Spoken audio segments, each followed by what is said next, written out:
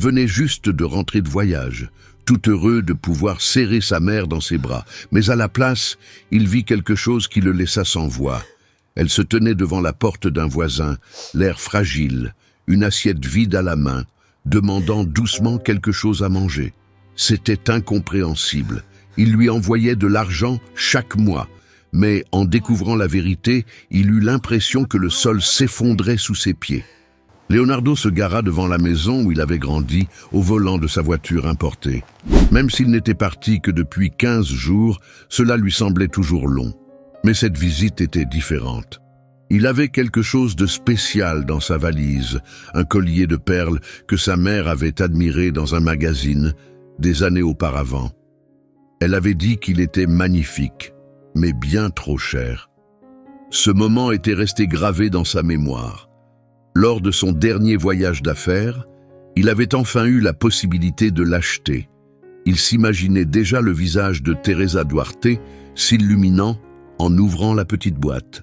Elle ne demandait jamais rien, vivait simplement, mais se réjouissait toujours des petits cadeaux attentionnés. Il descendit de la voiture avec sa valise dans une main et la boîte soigneusement emballée dans l'autre. Le portail d'entrée était entrouvert, ce qui l'étonna. Sa mère était toujours prudente, surtout le soir. Elle ne laissait jamais les portes ouvertes. Il était presque 8 heures du soir et la maison était plongée dans le noir. Aucune lumière allumée, aucun son de radio venant de la cuisine. Et surtout, aucune odeur de nourriture ne flottait dans l'air, comme d'habitude lorsqu'il rentrait chez lui. À la place, tout semblait étrangement silencieux. Il poussa la porte et appela. Pas de réponse. Le salon était propre, mais avait une étrange atmosphère de vide, comme si personne n'y avait vécu depuis plusieurs jours. De la poussière recouvrait les meubles. Les coussins du canapé semblaient affaissés, comme s'ils n'avaient pas été touchés depuis longtemps. Une angoisse monta en lui. Où était sa mère? Était-elle sortie? Mais il était tard et elle ne quittait jamais la maison sans prévenir. Il entra dans la cuisine et alluma la lumière. Le réfrigérateur était presque vide. Quelques bouteilles d'eau, un morceau de fromage durci, rien qui laisse penser qu'on y préparait des repas. Quelque chose clochait. Il envoyait toujours assez d'argent pour couvrir tous ses besoins, bien plus qu'assez en vérité. Elle n'aimait pas dépenser. Teresa Duarte avait toujours été économe, mais ce réfrigérateur vide ne correspondait en rien à ce qu'il savait d'elle. À ce moment-là, la sonnette retentit. Leonardo se précipita vers la porte. C'était Béatrice, une voisine de longue date qui vivait 3 maisons plus loin. Une vieille dame aux cheveux blancs qui connaissait sa famille depuis des années. Les larmes aux yeux, elle lui serra les mains avec force. « Leonardo, mon petit, heureusement que tu es revenu. Ta mère, elle a vraiment besoin de toi. » Son estomac se noua immédiatement. Ce ton n'annonçait rien de bon. « Madame Béatrice, où est ma mère ? Il s'est passé quelque chose ?» La voisine inspira lentement, comme si elle avait besoin de courage pour parler. « Leonardo, je déteste être celle qui doit te dire ça, mais ta mère ne va pas bien. On l'a vue dans le quartier, demandant de l'aide. À manger, tu comprends? Elle demande quelque chose à manger. » Ces mots lui tombèrent dessus comme une claque.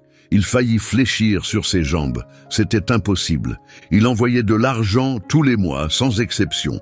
Toujours le premier jour. Jamais de retard. « Que voulez-vous dire, ma mère demande à manger? C'est insensé, Madame Béatrice. Je veille à ce qu'elle ait tout ce dont elle a besoin. » Ça devait être une erreur, mais Béatrice secoua lentement la tête, l'air rempli de tristesse. Je me suis dit la même chose. Au début, je n'y croyais pas. Mais cela fait presque 3 semaines maintenant. On l'a vue marcher dans le quartier, amaigrie, épuisée. Elle est venue chez moi la semaine dernière pour me demander si j'avais une assiette de nourriture. Elle a dit qu'elle avait très faim. Leonardo, elle tremblait. Tout tournait autour de lui. 3 semaines. Sa mère avait eu faim pendant 3 semaines entières. Et il ne savait rien. Comment cela pouvait-il être possible? Il sortit son téléphone et consulta ses derniers messages. Rien venant d'elle. Appel manqué, Aucun, ce n'était pas normal. Teresa Duarte l'appelait toujours plusieurs fois par semaine, juste pour demander s'il mangeait bien, s'il se reposait. Où est-elle en ce moment, Madame Béatrice? Je l'ai vue se diriger vers la maison de Teresana il y a une vingtaine de minutes. Elle y est probablement encore. Leonardo ne perdit pas une seconde. Il partit presque en courant. Teresana habitait au bout de la rue. Son cœur battait si fort que c'en était douloureux. Chaque pas était plus lourd que le précédent, chargé de peur et de culpabilité. Il n'arrivait pas à croire ce qu'il venait d'apprendre. Sa mère, celle qui avait toujours réussi à le nourrir, même dans les pires moments, était maintenant celle qui allait frapper aux portes pour demander à manger. Il tourna au coin de la rue et s'arrêta. Sous la lumière jaune du réverbère, juste devant la maison de Teresana, se tenait Teresa Duarte. Mais elle ne ressemblait plus à la femme qu'il avait quittée 15 jours plus tôt. Sa silhouette mince et courbée, tenant une assiette vide entre des mains tremblantes, semblait plus vieille, presque fragile. La robe qui autrefois lui allait bien pendait maintenant sur son corps amaigri. Ses cheveux blancs étaient emmêlés et son visage paraissait fatigué, profondément triste. « Maman ?» Teresa Duarte tourna lentement la tête. Au moment où elle reconnut son fils, les larmes lui montèrent aux yeux. L'assiette faillit lui échapper. Elle fit un pas en arrière, comme si elle voulait se cacher, comme si elle avait été surprise en train de faire quelque chose qu'elle n'aurait pas dû. « Leonardo, mon fils, tu es rentré. » Sa voix était douce, pleine de honte. Leonardo sentit son cœur se briser. Il se précipita vers elle et la serra dans ses bras, choqué par sa légèreté, par la sensation de ses os à travers ses vêtements. Teresa Duarte s'effondra complètement, pleurant contre lui, sanglotant d'une douleur profonde. « Je suis désolée, mon fils. Je suis tellement désolée que tu m'aies vu comme ça. Je ne voulais pas t'humilier. » Ces mots le transpercèrent. L'humilier. Elle croyait l'avoir humilié. C'était lui qui aurait dû s'excuser. Comment avait-il pu ne rien remarquer? Comment avait-il pu passer à côté des signes, du silence, de l'absence de ses appels? Teresana apparut sur le pas de la porte, les yeux rouges. « Leonardo, fais entrer ta mère, elle a besoin de manger. J'ai préparé une soupe, elle est encore chaude. » Ils entrèrent, et Teresa Duarte s'assit lentement sur une chaise de la cuisine. Teresana posa un bol de soupe fumante devant elle. La mère de Leonardo saisit la cuillère avec des doigts tremblants et commença à manger prudemment, comme si chaque bouchée lui faisait mal, comme si elle n'était plus habituée à de la vraie nourriture. Des larmes coulèrent sur ses joues et tombèrent dans le bol pendant qu'elle mangeait. Leonardo déglutit difficilement. Il s'assit juste à côté d'elle, tenant son autre main. « Maman, que se passe-t-il? Pourquoi ne m'as-tu pas appelé? Pourquoi tu ne m'as rien dit ?» Teresa Duarte baissa les yeux, chacun de ses gestes exprimant la honte. « J'ai essayé d'appeler, mon fils, plusieurs fois, mais tu ne répondais jamais. J'ai pensé que tu étais trop occupé, que je te dérangeais. » Leonardo glissa doucement la main dans la poche de sa robe usée et en sortit son téléphone. L'écran était fissuré. Il tenta de passer un appel. Rien ne fonctionnait.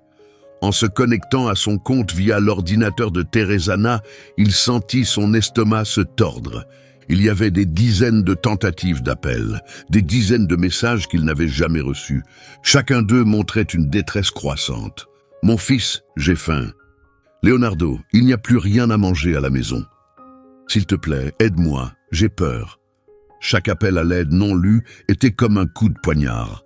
Comment aucun de ces messages ne lui était-il parvenu? Il prit son propre téléphone et ouvrit les paramètres, et il le vit. Son numéro était bloqué. Il n'avait jamais fait une chose pareille. Jamais il n'aurait réduit sa propre mère au silence. Alors, qui l'avait fait? La réalisation lui frappa violemment. Alessia. Sa femme avait accès à son téléphone car ils partageaient tous leurs mots de passe. Elle, c'était forcément elle qui avait bloqué les appels de Teresa Duarte. Mais pourquoi? Quelle sorte de personne pouvait faire quelque chose d'aussi cruel? Il regarda sa mère, qui terminait sa soupe les yeux fermés, savourant chaque cuillerée comme si c'était son premier vrai repas depuis des jours. À cet instant, Leonardo comprit la vérité. Il l'avait abandonnée. Il avait échoué en tant que fils, en tant que protecteur, en tant que celui qui devait veiller à ce qu'elle ne manque jamais de rien. Maintenant, il devait tout découvrir. Peu importe la douleur que cela causerait. Teresana posa un verre d'eau sur la table et s'assit en face d'eux. La cuisine était silencieuse, mis à part le léger bruit de la cuillère touchant le fond du bol. Teresa Duarte mangeait lentement, prudemment, comme si chaque bouchée comptait. Leonardo la regardait, sentant son cœur se serrer un peu plus à chaque seconde. Comment les choses avaient-elles pu aller si loin? Comment avait-il pu ne rien voir? Quand sa mère eut fini la soupe, elle s'essuya la bouche du revers de la main et leva les yeux. Ses yeux étaient fatigués, remplis d'une tristesse qui allait bien au-delà de la faim. Une tristesse née de la peur et de la douleur portée seule. « Maman, j'ai besoin que tu me dises tout, depuis le début. Quand est-ce que tout a commencé à aller mal ?» Teresa Duarte laissa échapper un long soupir et posa ses mains tremblantes sur ses genoux. Elle semblait fragile, presque délicate. « Je ne veux pas apporter de problème dans ton mariage, mon fils. Tu as travaillé si dur pour construire ta vie. Maman, s'il te plaît, j'ai besoin de savoir. » Elle baissa les yeux et parla d'une voix basse, presque hésitante. « Ça a commencé il y a environ 4 mois. Tu venais de partir pour cette conférence à l'étranger. » Leonardo acquiesça. Il s'en souvenait parfaitement. Il était parti 3 semaines. Il avait demandé à sa femme de veiller sur sa mère, de s'assurer qu'elle allait bien. Il lui faisait entièrement confiance. Au début, tout semblait normal. Elle est venue me voir, m'a demandé si j'avais besoin de quelque chose. Mais ensuite, les choses ont changé.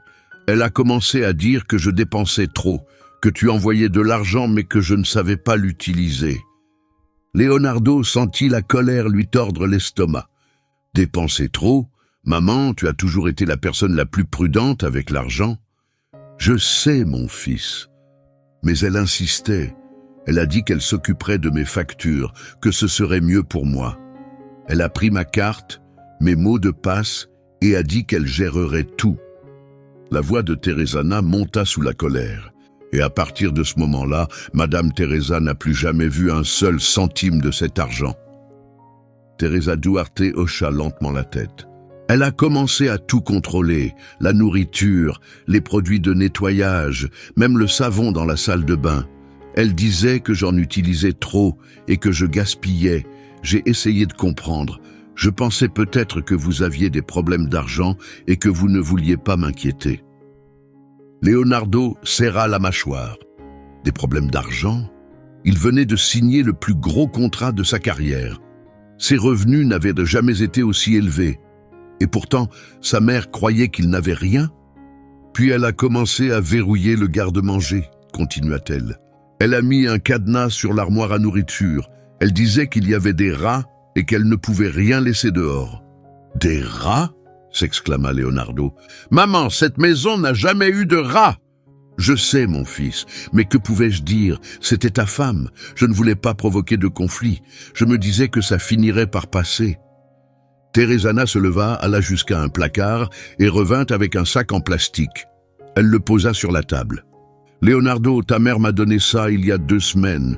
Elle m'a demandé de le cacher pour qu'Alessia ne le trouve pas. » Il ouvrit le sac et son cœur se serra. À l'intérieur se trouvait un vieux cahier d'écolier. Il en retourna la couverture et reconnut immédiatement l'écriture tremblante de sa mère. C'était un journal. « Maman, qu'est-ce que c'est ?» Teresa Duarte essuya une larme. « J'ai commencé à écrire parce que j'avais l'impression de me perdre, mon fils. J'avais besoin d'un endroit où poser mes pensées. Mais je ne pouvais pas le garder à la maison. J'avais peur qu'elle le trouve et se fâche. » Leonardo commença à feuilleter le cahier. Les premières pages dataient d'il y a 2 mois. Aujourd'hui, Leonardo a appelé pour prendre des nouvelles. Je lui ai dit que tout allait bien pour ne pas l'inquiéter. Mais, en réalité, je n'ai mangé qu'un vieux morceau de pain dur.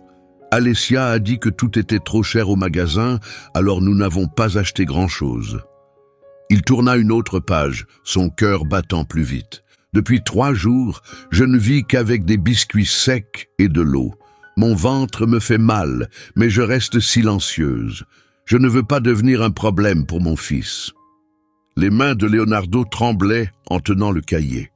Chaque phrase était une blessure. Il continua à lire, même si sa vue se brouillait sous les larmes. Aujourd'hui, c'est mon anniversaire. J'ai 70 ans. Personne ne s'en est souvenu. Alessia est partie tôt le matin et n'est revenue que très tard. J'ai trouvé un vieux morceau de gâteau dans la poubelle. Je l'ai mangé. Il était plutôt bon. Leonardo laissa tomber le cahier sur la table et cacha son visage dans ses mains. Il se mit à trembler, submergé par un mélange intense de tristesse et de colère qu'il n'avait jamais ressenti auparavant. 70 ans, l'anniversaire de sa mère, et il l'avait complètement oublié, trop concentré sur la signature d'un contrat important.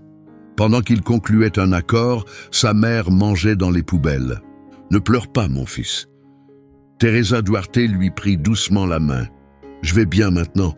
Tu es là avec moi. »« Non, maman, tu ne vas pas bien. Rien de tout cela n'est normal. » Il se leva et se mit à faire les 100 pas dans la cuisine de Teresana, tentant de comprendre ce qu'il venait de lire.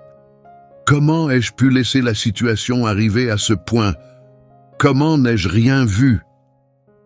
Teresana poussa un long soupir. « Leonardo, il y a autre chose que tu dois savoir. » Il s'arrêta et se tourna vers elle. « Quoi donc? »« Ta mère n'a pas été la seule à souffrir. Rosa, la femme de ménage qui a travaillé chez vous pendant tant d'années, a été renvoyée. » Rosa, renvoyée? Pourquoi?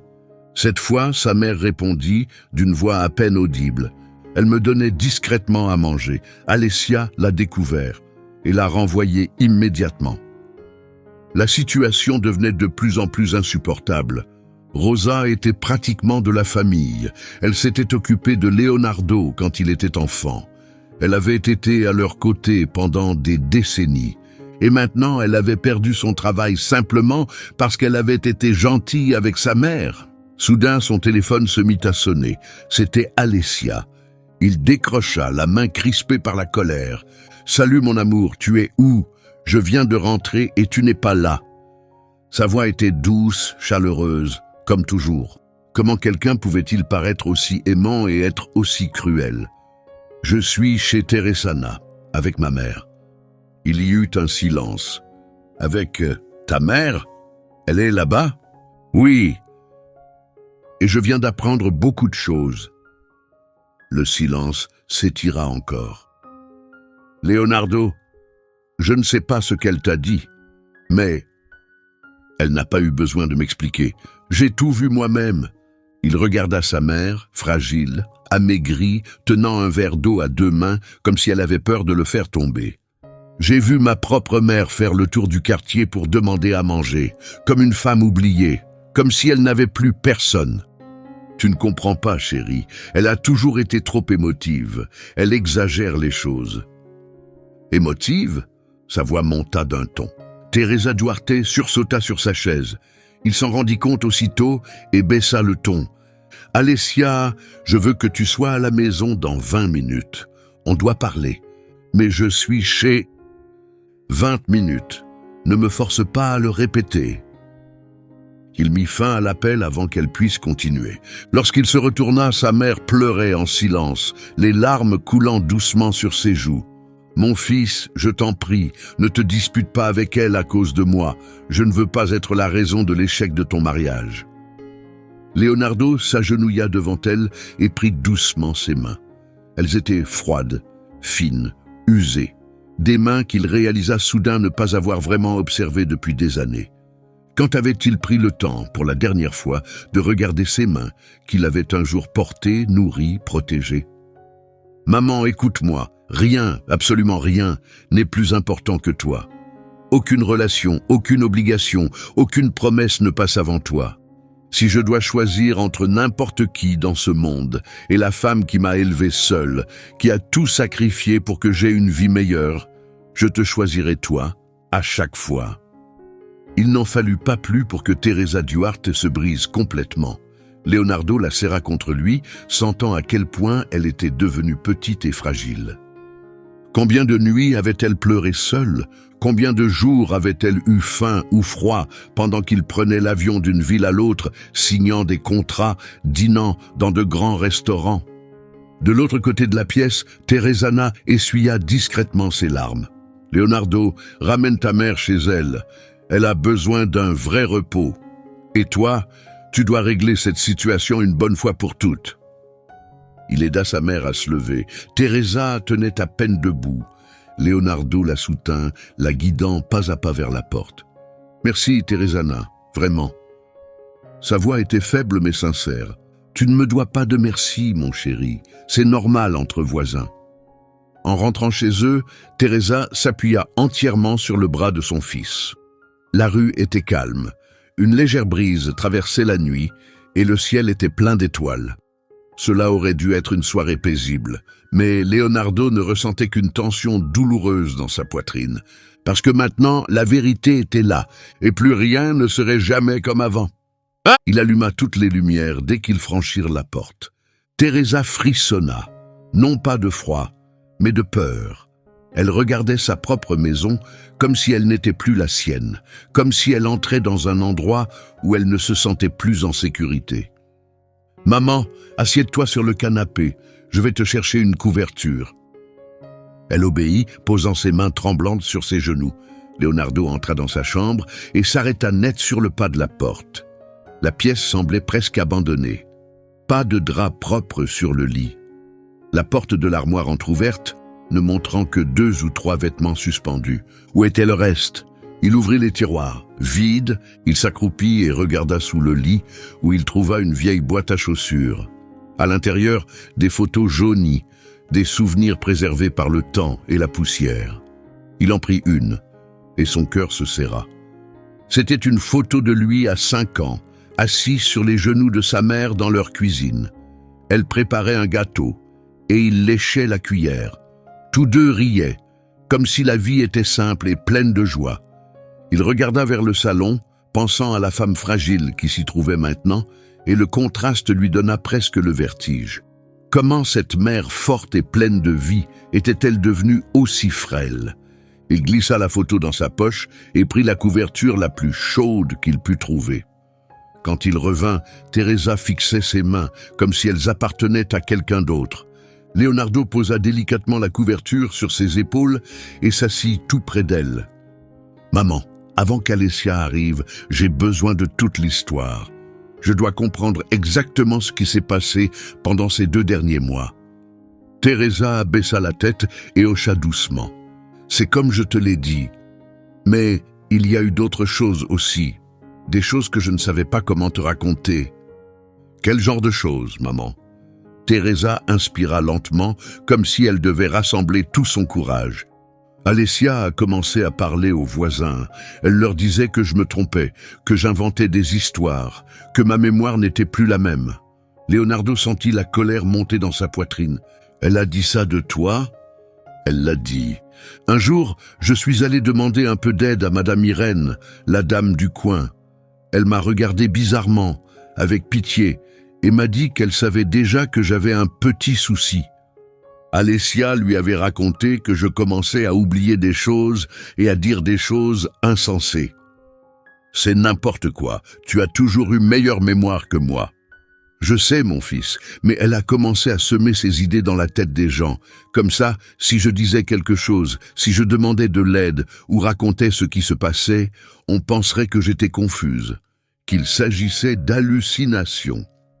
À ce moment-là, la sonnette retentit. Leonardo alla voir qui c'était et trouva une femme d'une 50aine d'années sur le pas de la porte. Ses cheveux gris étaient attachés en chignon et ses yeux gonflés par les larmes. C'était Rosa. « Leonardo, mon chéri, je peux entrer? Il faut que je te parle. » Il s'écarta pour la laisser passer. Rosa se dirigea directement vers Teresa et la serra fort dans ses bras. Elles restèrent ainsi un long moment, en pleurs, sans un mot. « Madame Teresa, Dieu merci, ton fils est enfin venu. Merci mon Dieu. » Rosa s'assit, visiblement submergée par l'émotion.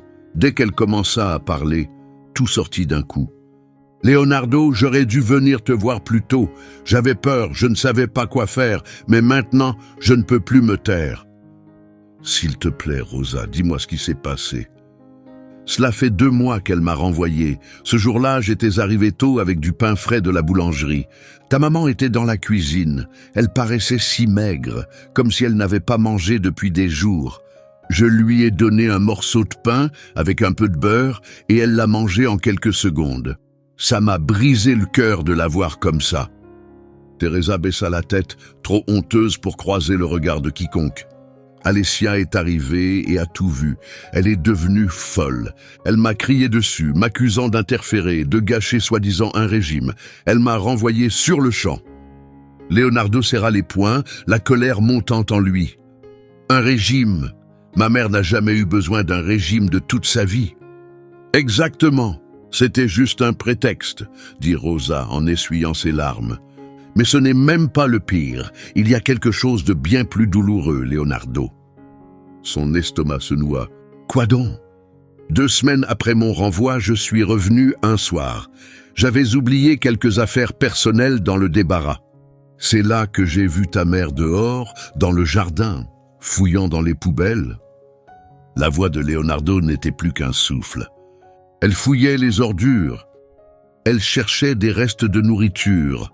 La veille, Alessia et ses amis avaient organisé un barbecue ici. Ta mère récupérait des morceaux de viande jetés à la poubelle.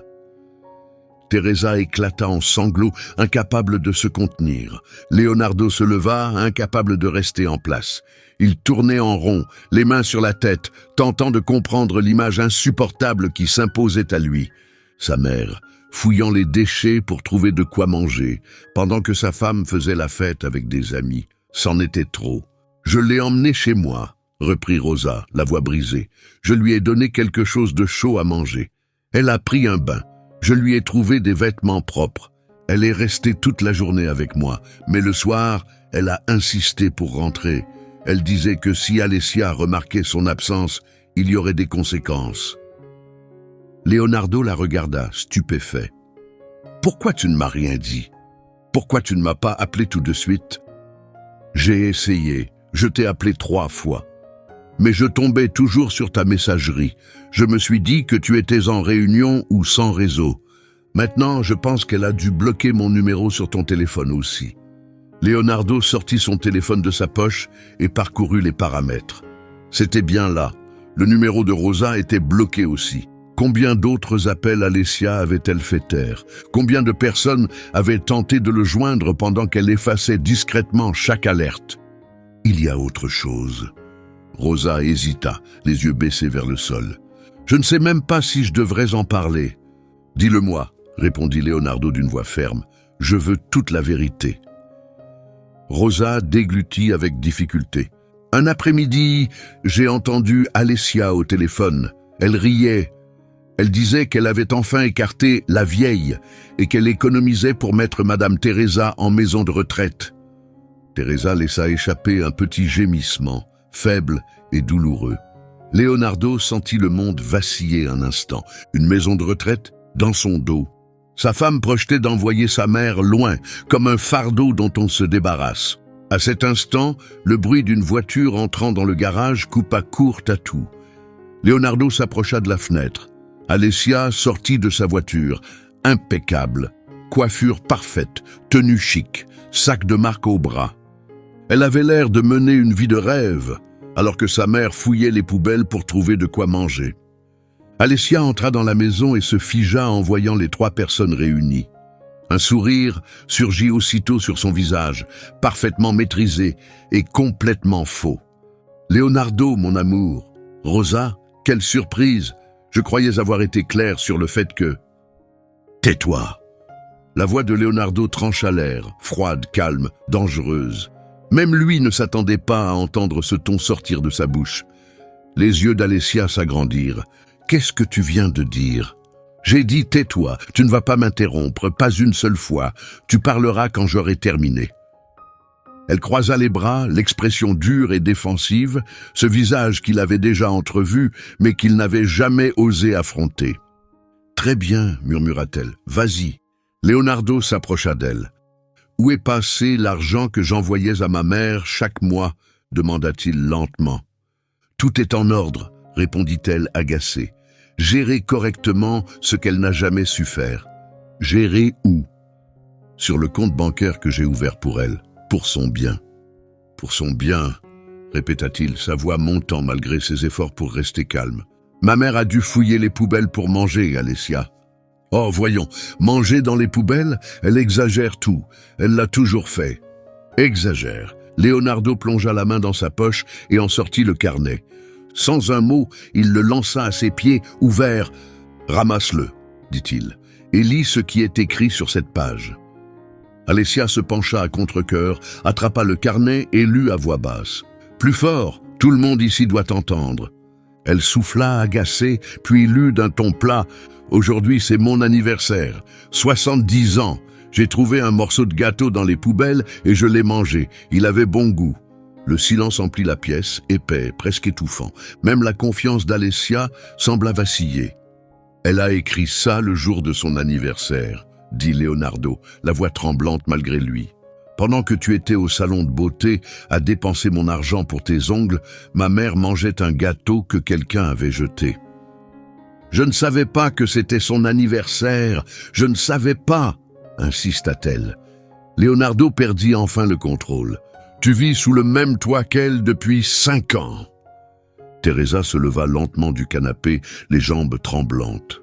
Leonardo fit instinctivement un pas vers elle, mais elle leva la main pour lui montrer qu'elle allait bien. Elle se tourna vers Alessia et malgré son corps fragile, sa posture dégageait une dignité qui remplissait toute la pièce. « Tu sais ce qui fait le plus mal, Alessia ?» demanda-t-elle calmement. « Ce ne sont pas les jours sans vraie nourriture. Ce ne sont pas les nuits froides, c'est la façon dont tu me regardais, comme si je ne valais rien, comme si j'étais un fardeau dont il fallait se débarrasser. » Sa voix ne trembla pas une seule fois. J'ai consacré ma vie à mon fils. J'ai fait des doubles shifts après la mort de son père. J'ai passé des nuits entières éveillé quand il avait de la fièvre. J'ai même vendu mon alliance pour qu'il puisse finir ses études. Les larmes coulaient librement sur ses joues, mais son ton restait ferme et limpide. « Et toi, qu'as-tu fait? Tu as eu un homme déjà formé, éduqué, responsable, avec un avenir. Tu n'as rien construit de tout ça. Tu t'es juste contenté de profiter du fruit de toutes ces années de sacrifice. Et ensuite, tu m'as traité comme une moins que rien. » Alessia tenta de répondre, mais sa voix se bloqua dans sa gorge. Aucun mot ne sortit. Leonardo la regarda vraiment, et quelque chose changea en lui. Pour la première fois, il ne voyait plus la femme charmante et soignée dont il était tombé amoureux. Il voyait quelqu'un capable de cruauté, quelqu'un qui avait tourmenté une femme âgée, vulnérable, qui ne lui avait jamais fait de mal. « Tu sais ce qui va se passer maintenant ?» dit Leonardo, la voix basse mais tranchante. « Tu vas monter, faire tes valises et quitter cette maison. Demain, mon avocat te contactera. » Alessia le fixa, abasourdie. « Tu me mets à la porte ?»« Oui. »« À cause d'elle ?»« À cause de ma mère. » « Et pas seulement à cause d'elle, à cause de toi, à cause de ce que tu as choisi de faire, à cause de ce que tu es réellement. » Alessia regarda autour d'elle et comprit qu'elle était totalement seule. Sans ajouter un mot, elle prit son sac et marcha vers la porte d'entrée. Juste avant de sortir, elle le fusilla du regard. « Tu vas le regretter. »« Non, » répondit immédiatement Leonardo. « La seule chose que je regrette, c'est de t'avoir fait confiance. Je regrette d'avoir perdu mon temps avec toi, au lieu de le passer avec ma mère. Mais tout ça s'arrête aujourd'hui. » La porte claqua, faisant trembler toute la maison. Leonardo s'assit à côté de sa mère, la prit doucement dans ses bras et la serra contre lui. Teresa pleurait doucement, mais cette fois, ce n'étaient pas des larmes de peur ou d'humiliation, c'étaient des larmes de soulagement. Rosa les rejoignit, et tous les trois restèrent ensemble, laissant enfin éclater des semaines de souffrance silencieuse. Mais Leonardo savait que le combat n'était pas terminé. Le matin allait lui apporter ce qu'il redoutait le plus, car au lever du soleil, lorsqu'il vérifierait enfin les comptes bancaires, il découvrirait un cauchemar encore plus grand. L'argent n'avait pas été épargné, il avait disparu, et apprendre où il était passé réveillerait en lui une rage qu'il ne se connaissait pas. À l'aube, Leonardo n'avait pas fermé l'œil. Il était resté près de sa mère toute la nuit, la regardant dormir paisiblement pour la première fois depuis longtemps. Voir son visage détendu lui serrait le cœur. Combien de nuits avait-elle passées éveillée, dans le froid, la faim, la peur, pendant que lui vivait sans rien savoir. Quand la première lumière du matin traversa la pièce, il se leva doucement pour ne pas la réveiller. Il marcha jusqu'à son bureau, le cœur lourd. Il devait ouvrir les relevés bancaires. Il devait voir de ses propres yeux ce qu'Alessia avait fait. Il alluma son ordinateur et se connecta au compte qu'il avait créé uniquement pour envoyer les paiements mensuels à Teresa. Ce qui apparut à l'écran le pétrifia. Depuis 2 mois, les virements avaient été effectués comme d'habitude, 5000 réais le premier jour de chaque mois. Mais l'argent ne restait jamais là. En quelques heures, il était transféré vers un autre compte. Un compte qu'il ne reconnaissait pas. Leonardo copia rapidement le numéro et appela Bruno, son comptable de confiance et ami de longue date. Il n'était que 6 heures du matin, mais ça ne pouvait pas attendre. « Bruno, j'ai besoin que tu traces un compte, tout de suite !» 30 minutes plus tard, Bruno rappela avec une réponse. Le compte appartenait à Carla Mendes, la sœur d'Alessia. Leonardo sentit la rage monter en lui, brûlante. Ce n'était pas suffisant qu'Alessia ait volé l'argent de sa mère. Elle avait entraîné toute sa famille dans l'histoire. En continuant ses recherches, il découvrit que c'était bien pire qu'il ne l'avait imaginé. Alessia avait utilisé le nom de Teresa pour ouvrir des cartes de crédit. Elle avait aussi contracté des prêts en utilisant les documents de Teresa comme garantie. Au total, la dette atteignait presque 80 000 réés. « Leonardo !» Il se retourna et vit sa mère à la porte du bureau, toujours enveloppée dans sa couverture. Elle avait l'air fragile, comme un petit oiseau perdu dans un tissu trop lourd. « Bonjour maman, tu as bien dormi ?» « Oui, ça faisait très longtemps que je n'avais pas aussi bien dormi. » Elle entra lentement. « Sur quoi travailles-tu » ? Je regarde les relevés bancaires. « Maman, j'ai besoin de te demander quelque chose d'important. Est-ce qu'Alessia t'a fait signer des papiers récemment ?» Teresa prit le temps de réfléchir. « Oui, elle m'a dit que c'était pour renouveler mon compte à la banque, que le système avait changé. » Leonardo ferma les yeux, tentant de retenir la tempête qui grondait en lui. « Ce n'était pas un renouvellement, maman. C'était des contrats de prêt. Elle a utilisé ton nom pour emprunter de l'argent. » « Combien a-t-elle emprunté ?»« 80 000 réés. » Teresa porte une main à sa poitrine, son visage perdant encore plus de couleur. « Mon Dieu, je n'en avais aucune idée, mon fils. Elle m'a trompé. »« Je sais, maman, rien de tout ça n'est ta faute. » Il l'aida à s'asseoir sur le canapé avec douceur. « Attends ici, je vais nous préparer du café. » Pendant qu'il préparait le café dans la cuisine, la sonnette retentit. Il alla ouvrir et trouva un homme en costume, une mallette à la main. « Bonjour, êtes-vous Leonardo Santos ?»« Oui, c'est moi.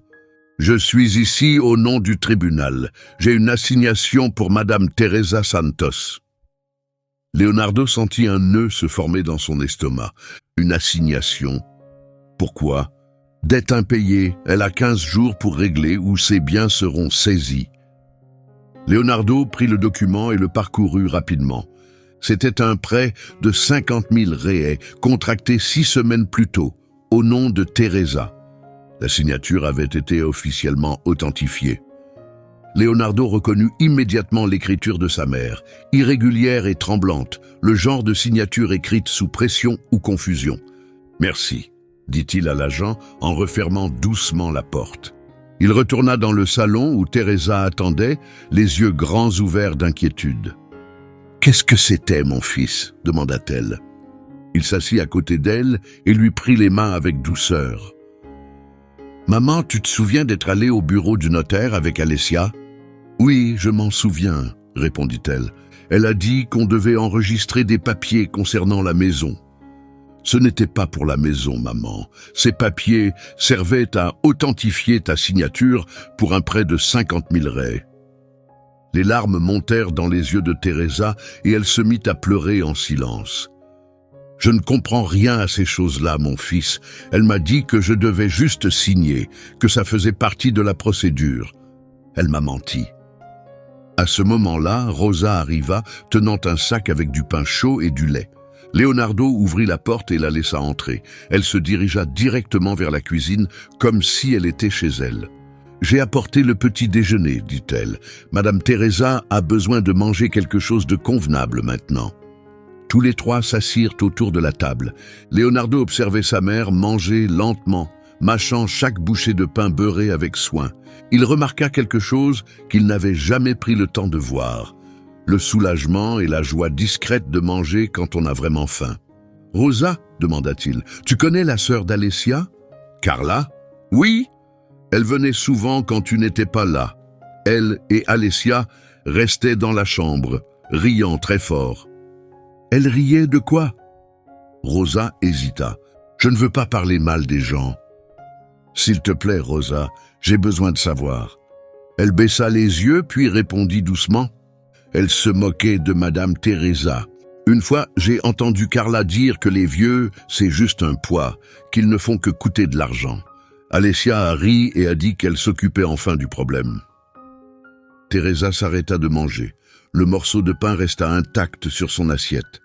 Leonardo vit la douleur traverser son regard. Ses poings se serrèrent et il dut lutter contre l'envie de frapper quelque chose.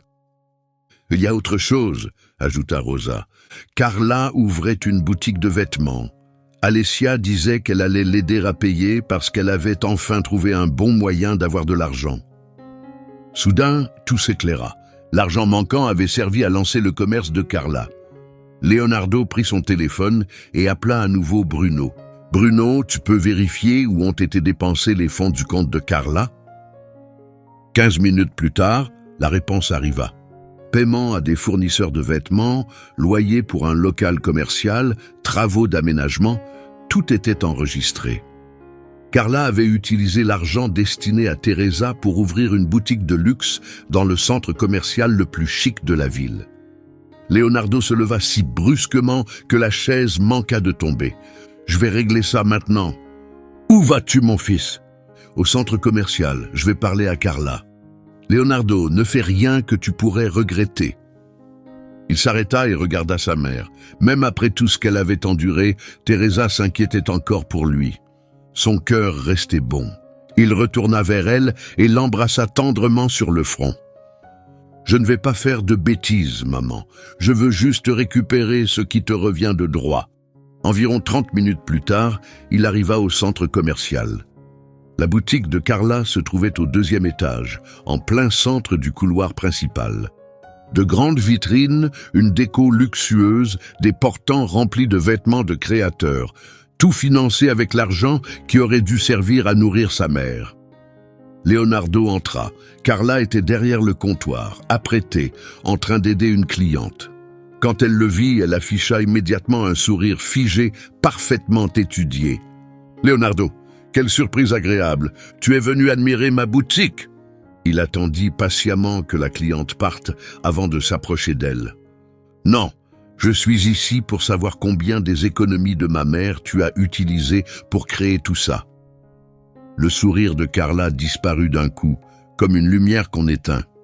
« Je ne vois pas de quoi tu parles, » dit-elle sèchement. « Vraiment ?» Il sortit son téléphone et lui montra l'écran. « Voici tes virements. 100 000 raies transférés du compte de ma mère vers le tien ces 2 derniers mois, et chaque centime dépensé ici. » Carla croisa les bras, son attitude amicale envolée. « Ta mère n'avait pas besoin de cet argent. Elle reste à la maison à ne rien faire. » Rien faire. La voix de Leonardo était calme, mais tranchante, comme une lame. Elle fouillait les poubelles pour trouver à manger pendant que tu remplissais ses étagères de marques de luxe. « Oh, arrête ton cinéma. Alessia m'a dit qu'elle exagérait toujours tout. »« Exagérer ?» Il fit un pas en avant, son expression se durcissant. « Tu veux voir des photos? Ma mère pesait 45 kilos parce qu'elle est restée 2 mois sans repas décent. » Une employée du magasin, au fond, se figea. Les passants ralentirent. La tension monta d'un cran. Carla se pencha vers lui et murmura « Baisse d'un ton, tu fais un scandale. » Un scandale, c'est exactement ce que je veux. Cette fois, il parla encore plus fort. Je veux que tout le monde sache que cette boutique a été payée avec l'argent volé à une femme de 70 ans qui a eu faim pour que cet endroit soit joli. Les clients dans le couloir s'arrêtèrent. Plusieurs sortirent leur téléphone. Quelqu'un commença à filmer la scène. Le visage de Carla vira au rouge entre colère et humiliation. « Tu ne peux rien prouver » cracha-t-elle. « Rien prouver ?» Leonardo ouvrit un dossier qu'il avait apporté. « J'ai les virements bancaires. J'ai les faux contrats de prêt que vous avez montés. J'ai des témoins prêts à témoigner. Et j'ai des avocats prêts à porter plainte pour fraude et abus sur personnes âgées. » Carla tenta de garder contenance, mais sa voix tremblait. « Leonardo, parlons calmement, on peut régler ça. » Il n'y a rien à régler. Tu as 48 heures pour rendre tout l'argent.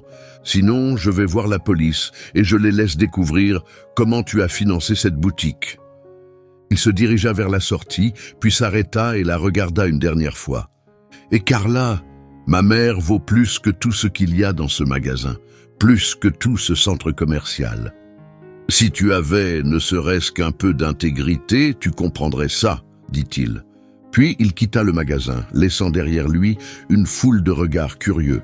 Certains applaudirent, d'autres continuaient à filmer. Leonardo s'en fichait qu'on partage la vidéo, que tout le monde voit ce qu'ils avaient fait. Alors qu'il rentrait chez lui en voiture, son téléphone sonna. C'était Bruno. « Leonardo, j'ai trouvé d'autres infos. Tu ferais mieux de t'asseoir avant que je te dise ça. »« Dis-moi juste, » répondit-il. « Alessia n'a pas seulement déplacé de l'argent du compte de ta mère, » dit Bruno. « Elle a ouvert un compte offshore à son nom et y a transféré plus de 200 000 réais. » Les mains de Leonardo se crispèrent sur le volant. « 200 000 ? Comment a-t-elle pu transférer autant sans que je m'en aperçoive ?»« Ce n'est pas tout, » continua Bruno. « Elle prévoit de quitter le pays. Le vol pour le Portugal est déjà réservé. Elle part la semaine prochaine. » Maintenant, tout s'expliquait. Elle avait tout planifié, voler autant que possible et disparaître. Elle aurait laissé Teresa endettée, sans rien, complètement seule. Et lui ne l'aurait découvert que trop tard. Mais Alessia l'avait sous-estimé. Elle ne connaissait pas son réseau, son expérience, sa capacité à réagir. Désormais, il ne s'agissait plus seulement d'argent. Il s'agissait de s'assurer qu'Alessia et Carla ne puissent plus jamais détruire la vie de quelqu'un d'autre. Il s'agissait de justice. Quand il rentra chez lui, une odeur de vanille l'accueillit. Dans la cuisine, Teresa et Rosa faisaient un gâteau. Sa mère souriait en mélangeant la pâte. Cela faisait si longtemps qu'il ne l'avait pas vu sourire ainsi. Elle le regarda, son sourire s'estompant légèrement. « Tu as pu tout arranger, mon fils ?»« Pas encore, maman, mais je le ferai. » Ce qu'il ne dit pas, c'est que la vérité allait bien plus loin que ce qu'elle savait. Car l'enveloppe arrivée plus tôt dans la journée contenait bien plus que de mauvaises nouvelles. Elle révélait qu'Alessia n'avait pas seulement pris de l'argent. Elle avait pris quelque chose de bien plus précieux, et une fois que Teresa le découvrirait, son cœur déjà fragile risquerait de ne pas le supporter. L'enveloppe était posée sur la table. Un simple papier Kraft, aucune adresse d'expéditeur, juste son nom et son adresse écrits à la main. Elle avait été livrée ce matin-là, pendant son absence. Teresa et Rosa étaient encore dans la cuisine, discutant doucement en finissant le gâteau. Leonardo prit l'enveloppe et se rendit dans le bureau, une lourdeur dans la poitrine. Quelque chose lui disait que ce qu'il allait lire ne serait pas facile. Il l'ouvrit prudemment et sortit une pile de documents. Ils semblaient officiels, tamponnés, signés et notariés. En les lisant, il eut l'impression que le sol se dérobait sous ses pieds. C'était un acte. Un document légal transférant la propriété de la maison même où il avait grandi, où sa mère avait vécu pendant plus de 40 ans. Elle était désormais au nom d'Alessia. La date des papiers, il y a 3 semaines. La signature de Teresa y figurait, mais elle paraissait faible et étrange, comme si elle avait été forcée. Ou pire, falsifiée, une lettre était jointe à l'acte. Elle venait de Gilberto, leur voisin. « Leonardo, je pensais que tu devais savoir ce qui s'est passé. J'ai vu Alessia emmener ta mère chez le notaire il y a quelques semaines. Elle pleurait et disait qu'elle ne voulait rien signer. Alessia l'a attrapée par le bras et l'a presque traînée à l'intérieur. J'ai été tellement choqué par ce que j'ai vu que j'ai parlé à la greffière et obtenu des copies des documents grâce à mon cousin, Gilberto. Leonardo dut s'agripper à la table pour ne pas s'effondrer. Alessia avait pris la maison, le seul endroit qui appartenait vraiment à Teresa, son refuge, toute sa vie. À cet instant, la porte du bureau s'ouvrit. Teresa entra avec une part de gâteau sur une assiette. « Je t'ai apporté quelque chose, mon fils, » dit-elle avec un doux sourire. « Il est encore chaud. » Leonardo tenta de cacher rapidement les documents, mais elle les aperçut avant qu'il ne puisse les dissimuler. La couleur quitta son visage. L'assiette faillit lui échapper des mains. « Qu'est-ce que c'est ?» demanda-t-elle doucement. Inutile de mentir. « Maman, s'il te plaît, assieds-toi. » Elle s'installa lentement sur la chaise, les mains tremblantes. Leonardo posa l'acte devant elle. Elle lut les documents sans dire un mot. Lorsqu'elle eut fini, elle resta immobile. Elle fixait l'acte pétrifié. « La maison, murmura-t-elle. Elle a pris ma maison ? Elle a essayé, répondit fermement Leonardo. Mais ce n'est pas légal. Ta signature a été forcée. Aucun tribunal n'acceptera ça. Teresa secoua lentement la tête. Je me souviens de ce jour-là. Elle m'a dit qu'on devait mettre à jour nos dossiers à la mairie. Elle disait que c'était obligatoire, sinon on aurait une amende. J'avais tellement peur de faire une erreur, j'ai signé sans poser de questions. Les larmes commencèrent à couler sur ses joues. Cette maison, c'est tout ce que j'ai, Leonardo. C'est là que tu es né. Ton père a planté ce manguier dehors. Elle est remplie de nos souvenirs. Chaque moment, chaque photo, chaque rire. Leonardo s'agenouilla à côté d'elle et prit ses mains tremblantes. « Personne ne te prendra cette maison, je te le jure. » Teresa le regarda, brisée. « Comment quelqu'un peut-il faire preuve d'une telle cruauté ?» murmura-t-elle. « Comment peut-on être assez froid pour enlever le toit de la tête d'une vieille femme ?» À ce moment-là, la sonnette retentit. Leonardo se leva pour aller ouvrir. Devant la porte se trouvait un petit groupe de voisins. Béatrice, Teresana, Gilberto, Irène et plusieurs autres dont il connaissait les noms. Tous avaient l'air sérieux, presque bouleversés. « Leonardo » dit Gilberto.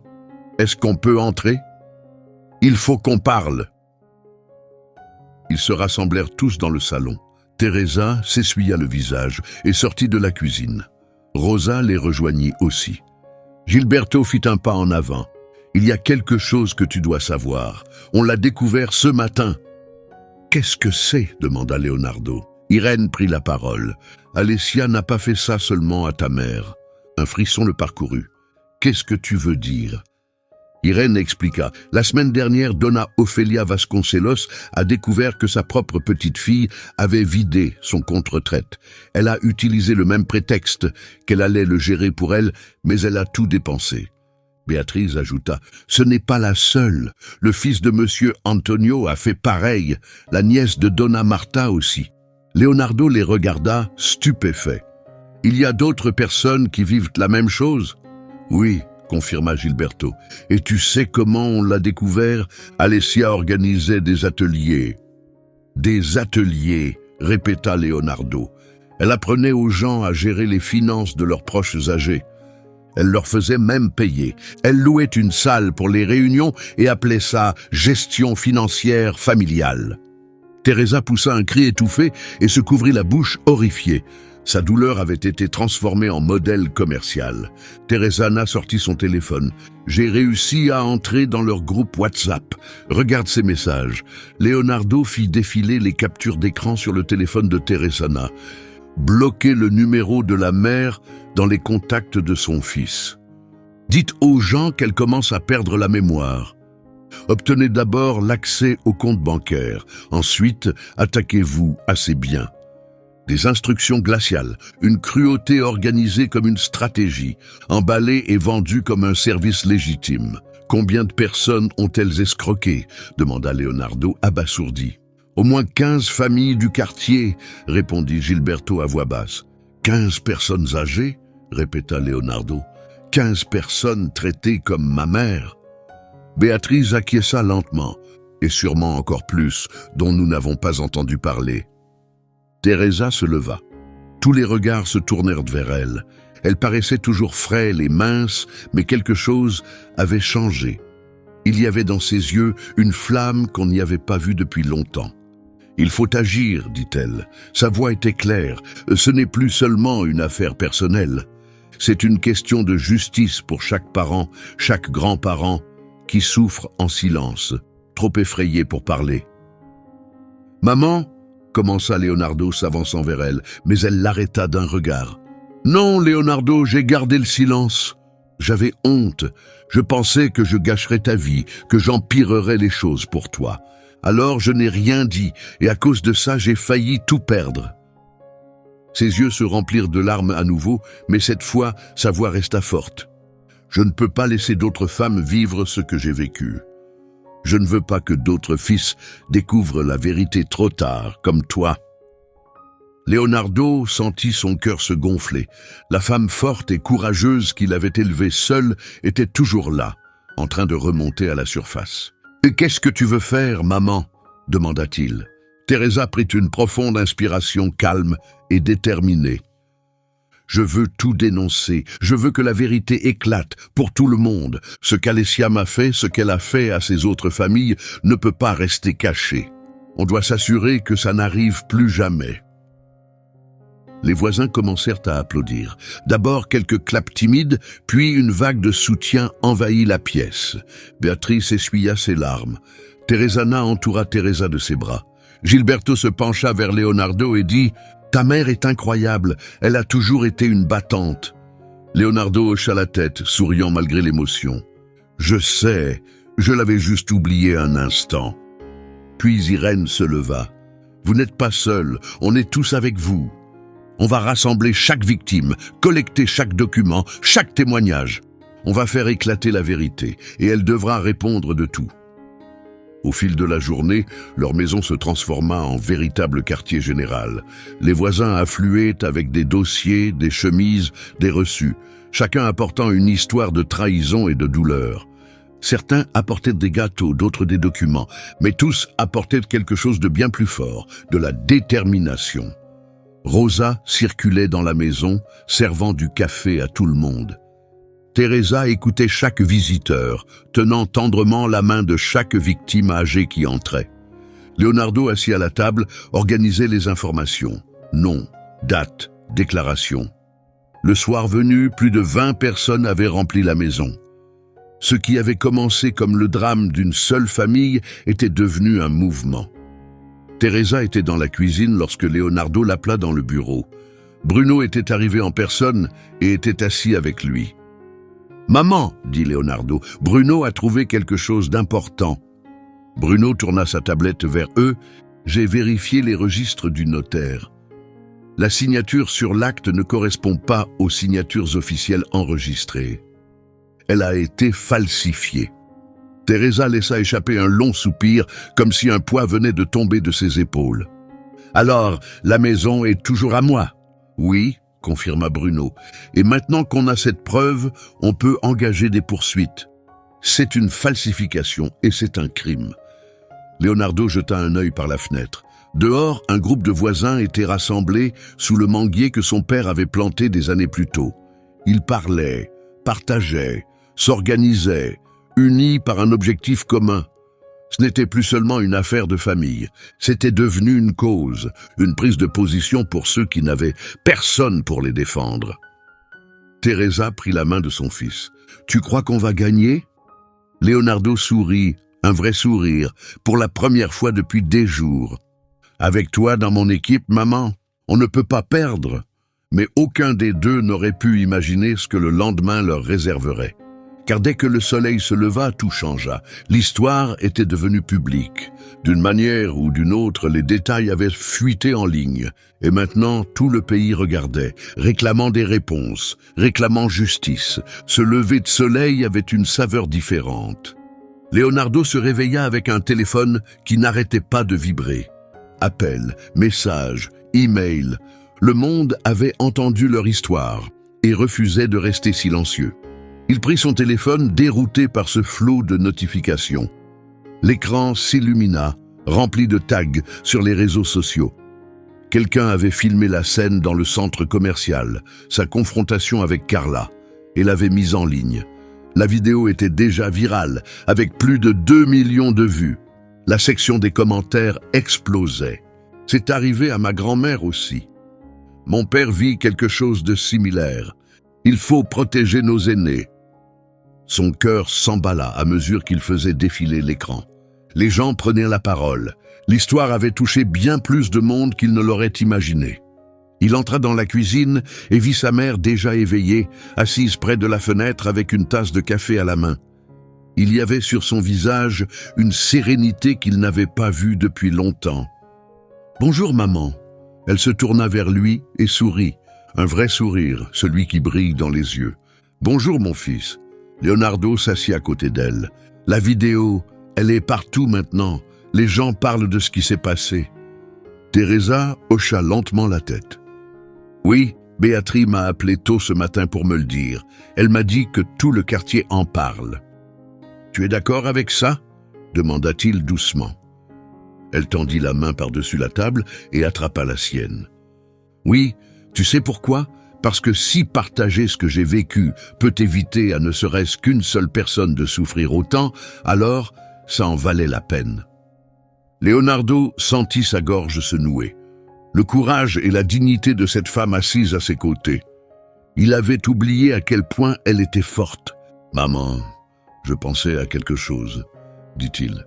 « J'aimerais qu'on fasse quelque chose aujourd'hui si tu en as envie. » Elle pencha la tête curieuse. « Qu'est-ce que tu as en tête ?»« J'aimerais qu'on refasse ce gâteau au chocolat que tu m'apprenais quand j'étais petit. Celui que papa aimait tant. Ça fait des années qu'on ne l'a pas préparé. » Les yeux de Teresa se remplirent de larmes, mais cette fois, elles n'étaient pas causées par la douleur. Elles étaient douces, pleines d'amour. « Le préféré de ton père ?»« Celui-là même. » Elle serra doucement sa main. « J'adorerais. » Ce matin-là, la cuisine était remplie de rires et du rythme des vieux souvenirs. Teresa récitait la recette par cœur pendant que Leonardo s'embrouillait avec les ingrédients. Elle riait quand il se trompait dans les mesures, le taquinait quand il ajoutait trop de cacao et le corrigeait doucement quand il mélangeait trop la pâte. C'était comme un retour dans le passé, à une époque où la vie était simple, où le bonheur se mesurait en cuillères de sucre et l'amour se partageait dans les cuisines chaudes et les tabliers couverts de farine. Quand ils mirent le gâteau au four, Teresa se tourna vers lui. « Tu sais, mon fils, dit-elle doucement, ces 2 derniers mois m'ont appris quelque chose. »« Quoi donc, maman ?»« La pire des faims, ce n'est pas celle de nourriture. C'est celle d'un câlin, de quelqu'un à qui parler, de sentir que quelqu'un se soucie encore de toi. » Ces mots lui frappèrent la poitrine en plein cœur. Ils étaient simples, mais résonnaient comme une vérité qu'il n'avait pas voulu affronter. Il avait cru que l'argent suffisait, que payer les factures, c'était montrer de l'amour. Mais tout ce qu'elle avait voulu, c'était lui, son temps, son attention, sa voix. « Je t'ai laissé tomber, » murmura-t-il. Teresa leva les mains et lui prit doucement le visage. « Non, mon fils, tu ne m'as pas laissé tomber. Tu construisais ta vie, je l'ai toujours compris, mais j'aurais dû dire quelque chose. » Elle s'interrompit, puis le regarda droit dans les yeux. « Écoute-moi, Leonardo, je savais qu'Alessia faisait quelque chose de mal. J'ai vu des choses, je l'ai senti, mais je suis restée silencieuse. Parce que je voyais combien tu étais heureux, concentré sur tes rêves et ton travail. Comment aurais-je pu être celle qui brise tout ça? Comment aurais-je pu te faire douter de la femme que tu aimais ?» Les yeux de Leonardo s'agrandirent. « Tu savais ?» Teresa acquiesça et les larmes revinrent, lentes, silencieuses. « Oui, je croyais te protéger en restant forte et en gérant tout toute seule. Mais je n'étais pas forte, je me faisais du mal, et je te tenais à distance. » Leonardo ne répondit pas, il la serra simplement contre lui. Ils restèrent au milieu de la cuisine, enlacés, pleurant librement. Pleurant ce qui avait été perdu, ce qui avait été caché, ce qui était enfin en train de guérir, et tandis que l'odeur du chocolat emplissait la maison, elle les enveloppa comme un souvenir. doux, chaud et porteur de quelque chose de nouveau. Un commencement. À ce moment-là, la sonnette retentit. Leonardo alla ouvrir et se figea. Sur le seuil se tenait Alessia. Mais ce n'était plus la femme élégante et sûre d'elle qui était partie 2 jours plus tôt. Cette Alessia avait les yeux gonflés d'avoir pleuré, des vêtements froissés et les cheveux emmêlés. « Leonardo, dit-elle doucement, j'ai besoin de te parler. »« Il n'y a plus rien à dire, » répondit-il en commençant déjà à refermer la porte. « S'il te plaît, supplia-t-elle, juste 5 minutes. » Avant qu'il puisse répondre, Teresa apparut derrière lui. « Laisse-la entrer, mon fils. »« Maman, laisse-la parler et laisse-moi écouter. » À contre-cœur, Leonardo s'écarta. Alessia entra lentement, ses pas hésitants. Elle s'arrêta au milieu du salon, ne sachant pas où aller. Teresa montra le canapé. Alessia s'assit et Teresa la rejoignit. Leonardo resta debout, les bras croisés, la surveillant de près. « Madame Teresa, commença Alessia d'une voix tremblante, je suis venu vous demander pardon. »« Pardon ?» lança Leonardo. « Après tout ce que tu as fait ?»« Laisse-la parler, mon fils, » dit Teresa calmement. Alessia inspira difficilement. « Je sais que rien n'excuse ce que j'ai fait. J'ai été cruelle, manipulatrice, mais j'ai besoin que vous entendiez la vérité. Je ne suis pas là pour effacer le passé. Je veux seulement l'expliquer. » Teresa hocha légèrement la tête. « Je t'écoute. J'ai grandi sans rien. Ma mère se tuait à la tâche avec 3 emplois. Il y avait des soirs où nous nous couchions le ventre vide. Nous portions des vêtements à peine tenus par des fils. À l'école, j'avais honte en permanence. Je me suis juré qu'un jour, je ne me sentirais plus jamais aussi impuissante. » Des larmes coulaient sur les joues d'Alessia. « Quand j'ai rencontré Leonardo, j'ai cru avoir enfin trouvé cette vie. Pas seulement une vie confortable, mais de l'amour, un avenir, de la stabilité. Et au début, je l'aimais vraiment. Mais avec le temps, mes vieilles peurs sont revenues. La peur de tout perdre, de redevenir pauvre, de vivre sans contrôle. » La mâchoire de Leonardo se crispa. « Et ta solution, c'était de t'en prendre à ma mère. Je sais que ça semble tordu, mais dans ma tête, plus j'assurais d'argent, plus je me sentais protégé. Et ta mère ? Elle me rappelait tout ce que je redoutais de devenir, seule, vieillissante, dépendante. » Teresa restait silencieuse, l'observant avec attention. « J'ai commencé à projeter ma peur sur elle, » dit Alessia. « Chaque fois que je la voyais, je ne voyais pas juste une vieille femme, je voyais ma mère. Et le futur dont je voulais fuir. » Sa voix se brisa. « J'ai ressenti de la colère au lieu de l'empathie. De la colère parce qu'elle t'avait, toi, parce que tu tenais à elle, alors que ma mère s'est battue toute sa vie et est morte sans personne. » La voix de Teresa n'était plus qu'un murmure. « Ta mère, elle est morte il y a 3 ans, dans un hôpital public. J'étais à l'étranger et je n'ai pas eu le temps de revenir. Je n'ai jamais pu lui dire adieu. » Un lourd silence s'abattit dans la pièce. Leonardo resta immobile, ne sachant que ressentir. De la colère, du chagrin, les deux mêlés ensemble. Teresa se leva lentement de son siège et s'approcha d'Alessia.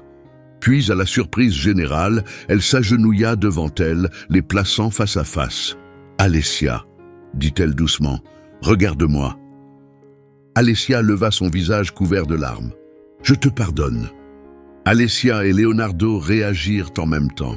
« Quoi ?» dirent-ils, stupéfaits. « Je te pardonne, » répéta Teresa d'une voix ferme. « Pas parce que tu le mérites, mais parce que moi je mérite la paix. Je ne veux pas passer le reste de ma vie à garder la haine en moi. Et toi, tu dois te faire aider. Tu dois guérir cette blessure en toi avant qu'elle n'empoisonne ce qui reste de ta vie. » Alessia s'effondra en larmes. La même femme qui avait rendu la vie de Teresa infernale pleurait maintenant dans ses bras. Et Teresa, la femme qui avait tant souffert en silence, était désormais celle qui offrait quelque chose de bien plus puissant que la vengeance. Le pardon. Mais avant qu'Alessia ne parte, Teresa fit un pas en arrière et se redressa. Sa voix était ferme, plus forte que jamais. « Te pardonner ne veut pas dire que je vais faire comme si rien ne s'était passé, » dit-elle. « Tu vas rendre jusqu'au dernier centime. Tu vas assumer ce que tu as fait et tu vas apprendre qu'on ne guérit pas sa douleur en faisant souffrir les autres. » Alessia, toujours en pleurs, hocha la tête en s'essuyant le visage. « J'ai déjà commencé à rendre l'argent. Carla aussi. Elle a tout vendu dans la boutique, les vêtements, les meubles, pour qu'on puisse tout rembourser. » Leonardo baissa les yeux vers son téléphone. Un nouveau message de Bruno venait d'arriver. Virement de 120 000 raies confirmé sur le compte de ta mère. Il releva les yeux, stupéfait. C'était vrai. L'argent était en train d'être rendu. « Et la maison ?» demanda Teresa d'une voix calme. « J'ai signé le document de rétrocession ce matin, » répondit Alessia. « L'étude notariale est en train de le finaliser. La maison n'a jamais vraiment cessé d'être la tienne. » Alessia se leva et regarda Leonardo, son expression plus posée, plus sincère. « Je pars. Je retourne là où j'ai grandi. J'ai besoin de recommencer, loin d'ici. Mais avant de partir, je veux que tu saches, je suis vraiment désolé. » Elle s'avança vers la porte puis s'arrêta. « Madame Teresa, vous êtes plus forte que je ne le serai jamais, plus forte que n'importe qui que j'ai rencontré, et vous avez un fils qui vous aime plus que tout. » Quand la porte se referma derrière elle, Leonardo se tourna et serra sa mère dans ses bras. « Pourquoi tu lui as pardonné ?» demanda-t-il doucement. Teresa le regarda dans les yeux avec un sourire apaisé. « Parce que, mon fils, la colère est un fardeau, et celui qui la porte est toujours celui qui souffre le plus. J'ai assez souffert ces derniers mois. Maintenant, je veux juste être libre. » Soudain, ils flairèrent une odeur dans l'air. Une odeur, quelque chose brûlait. Ils coururent à la cuisine. Leonardo ouvrit le four, mais le gâteau était parfait. Doré, tiède, exactement comme dans ses souvenirs d'enfance. Teresa en coupa une part et la lui tendit. Il en prit une bouchée et l'émotion monta en lui. Ça avait le goût de son enfance, de la sécurité, de l'amour. « Il est parfait, maman. » Elle sourit. « Et toi aussi, mon fils. Parfait tel que tu es. » Ils terminaient leur gâteau, assis côte à côte à la table, quand la sonnette retentit à nouveau. Leonardo se leva et alla ouvrir la porte. Dehors se tenait une femme tenant un micro. Derrière elle, une équipe de tournage et un camion de reportage. « Leonardo Santos ?» demanda-t-elle. « Je suis Amanda de la chaîne nationale. La vidéo du centre commercial est devenue virale. Tout le pays veut entendre votre histoire. Accepteriez-vous de nous parler ?» Leonardo regarda vers la cuisine. Teresa se tenait dans l'embrasure de la porte, portant son tablier taché de chocolat. Elle lui adressa un sourire doux, humble, et hocha la tête. C'était le moment de transformer tout ce qu'ils avaient enduré en quelque chose de plus grand, le moment de laisser l'histoire de Teresa dépasser leur quartier. Parce que si une mère avait souffert en silence, combien d'autres souffraient encore sans que personne ne les entende? L'interview fut diffusée le jeudi soir, en première partie de soirée. Leonardo et Teresa étaient assis côte à côte dans le studio, la lumière des projecteurs se reflétant sur son visage. Ce n'était plus le visage fatigué et usé d'il y a quelques semaines. C'était le visage d'une femme qui avait survécu, d'une femme qui avait retrouvé sa voix et qui était enfin prête à s'en servir. Amanda, l'animatrice, se pencha avec douceur. « Madame Teresa », demanda-t-elle doucement, « accepteriez-vous de raconter au pays ce que vous avez vécu ces 2 derniers mois ?» Teresa prit une longue inspiration. Sous la table, Leonardo tenait sa main, et elle commença. Alors Teresa parla, ouvertement, courageusement, sans cacher la moindre vérité. Elle parla de la faim qu'elle ressentait, des jours sans manger, des moments où elle demandait les restes aux voisins et de l'humiliation de chercher des miettes dans les poubelles. Elle raconta comment elle était enfermée dans sa propre chambre la nuit, seule avec sa peur. La caméra resta fixée sur son visage, capturant tout. Chaque larme qui coulait, chaque souffle qu'elle devait maîtriser, chaque petit tremblement dans sa voix. Dans tout le pays, des millions de personnes suspendirent leurs gestes pour écouter. « Et le pire, dit Teresa la voix brisée, ce n'était pas la faim dans mon ventre. C'était la faim d'un câlin, la sensation d'être invisible dans ma propre maison, croire que je ne comptais plus, penser que j'étais un poids, me demander si tout le monde ne serait pas mieux si je disparaissais.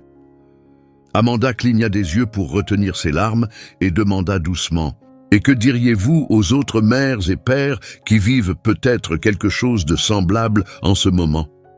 Teresa regarda droit dans l'objectif. « Ne restez pas silencieux.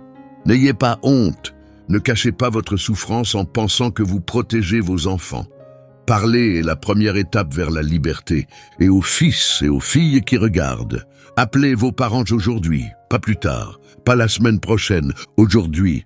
Un simple appel peut sauver une vie. » En quelques minutes, les réseaux sociaux explosèrent. L'interview ne faisait pas le buzz parce qu'elle était choquante, mais parce qu'elle révélait une douleur que d'innombrables familles portaient en silence. Quand ils sortirent du studio 2 heures plus tard, le téléphone de Leonardo débordait de messages. Mais l'un d'eux se démarquait clairement. Il venait du maire. « Monsieur Leonardo, j'ai vu l'interview. J'aimerais vous parler de quelque chose. Pouvons-nous nous voir demain ?» Le lendemain matin, Leonardo et Teresa se rendirent à l'hôtel de ville. Le maire les accueillit en personne. Il leur serra la main fermement, les yeux remplis d'émotion et de sincérité. « Madame Teresa, dit-il, votre histoire a bouleversé ce pays. Et elle m'a bouleversé moi aussi. Ma propre mère a vécu quelque chose de similaire avant de mourir, et je n'ai pas vu les signes à temps. » Il s'interrompit, visiblement touché. « Je ne veux pas que d'autres familles vivent ce que vous avez vécu. J'ai une proposition. » Il tourna son écran d'ordinateur vers eux. Dessus se trouvait un projet détaillé pour une nouvelle initiative, un centre d'accueil pour personnes âgées en situation de vulnérabilité. Un lieu où elles pourraient signaler les abus en toute sécurité, recevoir un soutien psychologique, une aide juridique et une protection. Et tout en haut de la proposition, écrit en gras, « Centre d'aide Teresa Duarte ». Teresa posa une main sur sa poitrine. « À mon nom ?» murmura-t-elle. « En votre honneur, répondit le maire, et sous votre direction. Nous voulons que vous dirigiez le centre. Qui mieux que quelqu'un qui a vraiment vécu cela pour aider les autres ?» Leonardo regarda sa mère. Il y avait une lumière dans ses yeux qu'il n'avait pas vue depuis des années.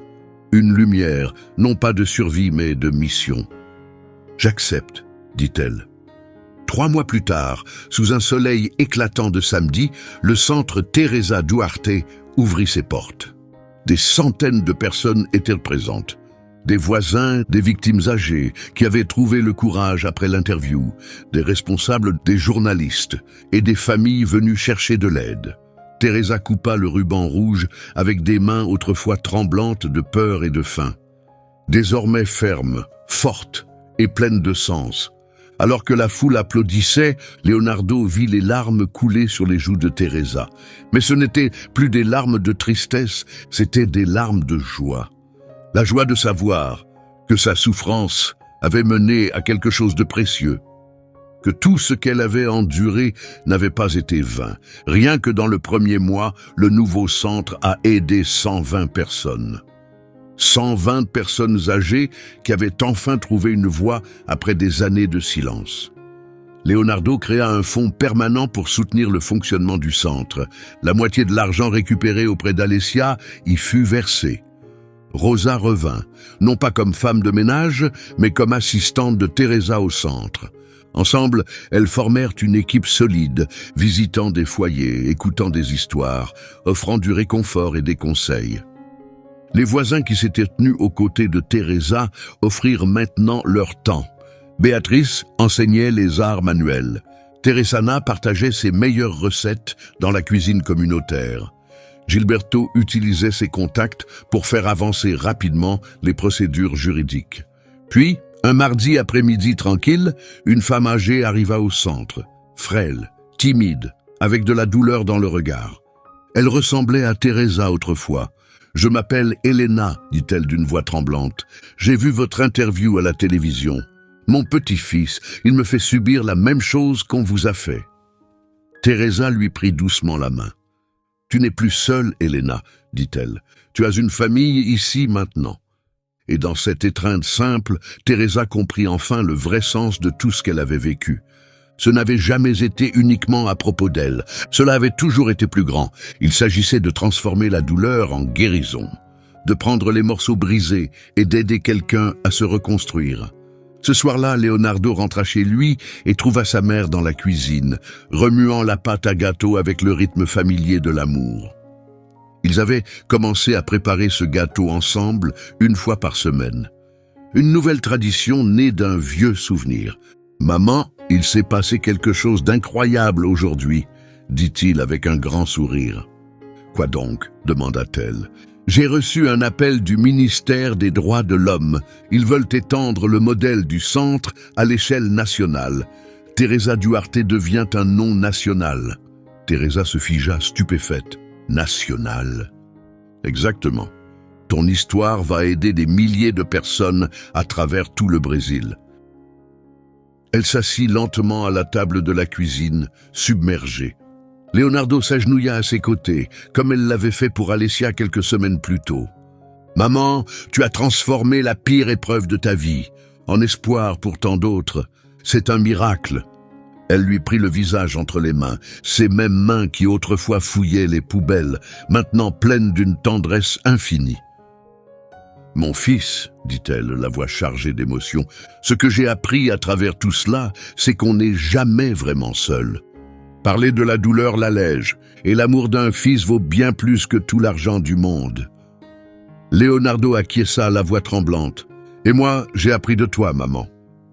Que l'argent sans présence ne vaut rien, que la réussite ne veut rien dire sans la famille, et que la personne la plus riche n'est pas celle qui a le plus d'argent, mais celle dont le cœur est plein. » Ils s'enlacèrent là, dans la cuisine, avec le doux parfum du gâteau au chocolat flottant dans l'air, tandis qu'au dehors, le ciel se teintait d'or et de rose. Un coucher de soleil peint avec paix, guérison et amour. Un an avait passé. Leonardo se reposait sous l'ombre du manguier lorsqu'il entendit des voix joyeuses venant de la maison. Intrigué, il entra et trouva Teresa entourée d'un groupe d'enfants pleins de vie, les petits-enfants des résidents du centre. Ils venaient chaque samedi rendre visite à Mamie Teresa. Elle adorait leur raconter des histoires, leur offrir des parts de gâteau et écouter avec attention tout ce qu'ils avaient à dire. Leonardo s'arrêta sur le pas de la porte, le cœur débordant d'émotion. Teresa se tourna vers lui et lui sourit, un sourire qu'il avait autrefois craint de ne plus jamais revoir. Mais à présent, il brillait plus fort, plus chaud et plus vrai que jamais. Plus tard dans la soirée, une fois les invités partis et le calme revenu dans la maison, Teresa et Leonardo s'assirent ensemble sur le canapé. Elle posa doucement sa tête sur son épaule, comme elle le faisait lorsqu'il était petit. « Mon fils, je peux te dire quelque chose ?» demanda-t-elle doucement. « Bien sûr, maman, » répondit-il. « Je ne changerai rien à ce que j'ai vécu, » dit-elle.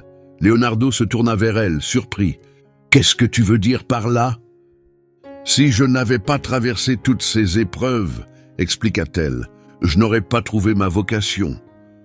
Je n'aurais pas pu aider autant de gens et je ne me serais pas reconnecté avec toi d'une manière aussi profonde et sincère. Parfois, Dieu nous fait traverser des moments difficiles pour que nous devenions une lumière pour ceux qui sont encore dans l'obscurité. » Elle lui prit doucement la main et ajouta « Et tu sais quoi? Aujourd'hui, je suis plus heureuse que je ne l'ai jamais été avant tout cela.